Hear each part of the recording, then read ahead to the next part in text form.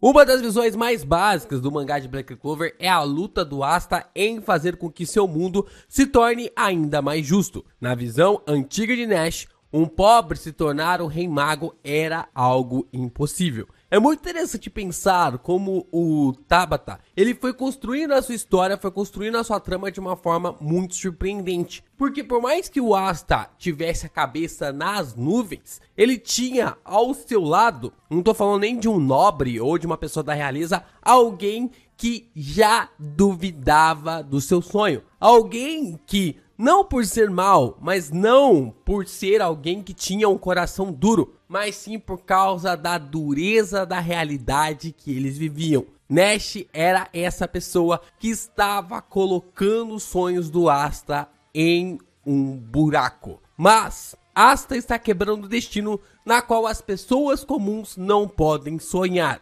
moldando a visão do Nash desde o começo do mangá. Ô Geeks, aqui é o LP e vocês estão no canal do Geek Brasil. Fiquem ligados que esse vídeo contém spoilers do mangá de Black Clover e de Berserker. Sim, pessoal, vamos aqui comentar um pouquinho sobre o paralelo entre Asta, Guts, Isidoro e Nash, e a forma como Nash tem sido trabalhado durante todo esse momento do mangá de Black Clover. Mas antes de a gente falar sobre o nosso vídeo, eu queria deixar um recadinho para vocês se tornarem membros aqui no canal. Quem se torna membro no canal do Geek Brasil tem um grupo exclusivo para a gente conversar e discutir lá no WhatsApp. Se você se torna membro aqui no canal do Geek Brasil, já tem diretamente um link para você entrar, né? Já tá aqui exclusivo para você aparecer por lá e participar do grupo do canal do Geek Brasil. A gente sempre tá falando sobre animes, mangás, teorias. Você pode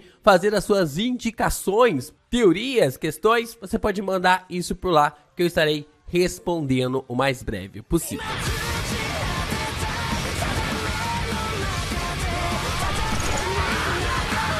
O mangá de Black Clover começou com uma premissa extremamente interessante. Um garoto pobre vivendo no fim do mundo que sonha em se tornar o principal mago do seu reino. É bem interessante parar para pensar como o sonho do Asta era algo muito maluco se analisarmos friamente o que ele tanto queria. Era uma forma realmente colossal pensar que um garoto que estava na posição mais baixa de classe social e ainda por cima querer se tornar o mago mais poderoso sem ter um pingo de magia. A forma realmente como Asta deveria enfrentar os narizes tortos de um monte de nobres e pessoas da realeza só por causa da sua classe social já seria uma coisa que poderia lhe frear, que poderia deixar o seu sonho completamente em uma situação descartável. Porém, o sonho do Asta não esbarrava apenas em pessoas financeiramente acima dele. Seu sonho era toda hora freado por um dos seus irmãos, o Nash. Esse garoto, né, que não tem assim tanta importância atualmente no mangá de Black Clover, ele moldou toda uma visão que nós teríamos a partir da história através do primeiro capítulo. Desde lá atrás, nós já veríamos o que o Tabata estava trabalhando meio que nessa visão do garoto desde o primeiro capítulo. Desde lá atrás, o Nash, ele era um baita freio para o que o Asta poderia fazer. Sendo completamente diferente do Prota, o Nash tem os dois pés enfiados totalmente no chão. Não é os dois pés no chão, é os dois pés enfiados na terra. Pensando friamente sobre a capacidade do Asta nem sequer se tornar um mago. Não é que o Nash achava que o Asta não tinha capacidade de se tornar um rei mago ou o rei mago. Ele achava que o Asta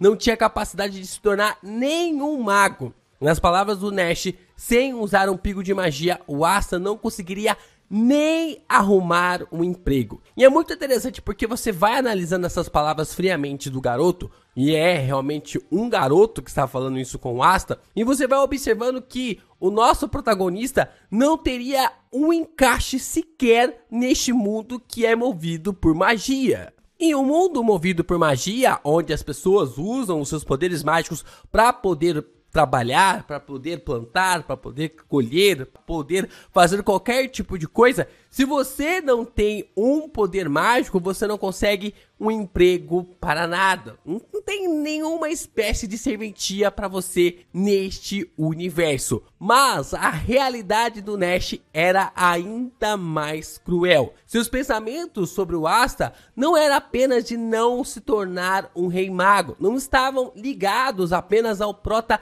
não conseguir usar magia. Porque até nisso a gente poderia realmente pensar que o personagem estava sendo condizente com a realidade. Alguém sem magia não pode se tornar um mago. Alguém sem magia não pode se tornar o mago mais forte de todos. Esse pensamento do Nash estava assim conectado ao fato social na qual eles viviam. Sua primeira fala sobre isso não tem a ver apenas com magia, mas sim com a classificação dos moradores de Clover. Quanto menos abastado uma pessoa fosse, para o Nash, menos chances ele tinha de ter qualquer tipo de função na vida humana, seja para trabalhar em qualquer tipo de relação relacionado ali ao emprego fixo, ou até mesmo para se tornar um cavaleiro mágico. Para o Nash, que vivia na realidade do reino de Clover, se tornar um rei mago sem ter poder financeiro era algo impossível, sem nenhuma discussão. Isso se torna ainda mais cruel quando paramos para pensar que nessa época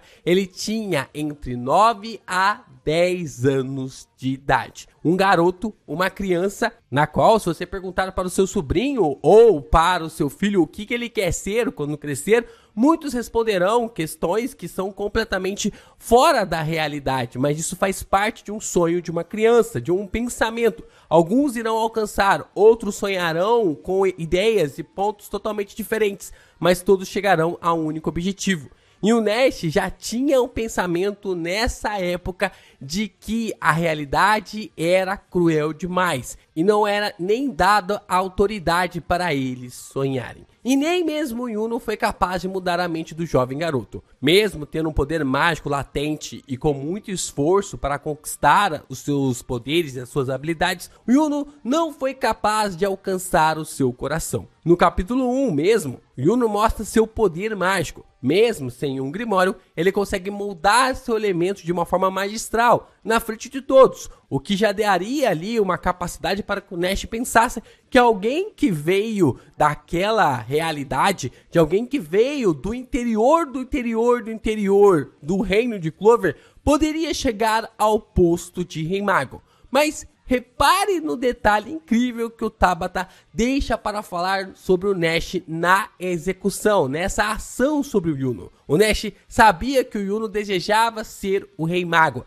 Era algo intrínseco entre os irmãos mais velhos. O garoto, ao ver o Yuno usar sua magia, não diz que o Yuno se tornará o rei mago. Ele diz que o seu irmão mais velho entrará para os Cavaleiros Mágicos e ficará ao lado do rei mago. É de um detalhe tão incrível perceber isso, como nem mesmo alguém com grande poder mágico pode colocar na mente do Nash que ele poderia se tornar o rei mago. De que nem mesmo o Yuno, aquela pessoa que tinha o maior poder mágico entre eles, poderia colocar na mente do garoto de que ele poderia se tornar o maior mago dentre o reino. De que a visão política e financeira era muito mais importante do que simplesmente poder mágico. E o mais interessante nisso tudo é pensar que essa é uma visão totalmente invertida do personagem na qual o Nash é inspirado, que é o Isidoro em Berserk. Isidoro vê em Guts a figura máxima de um espadachim,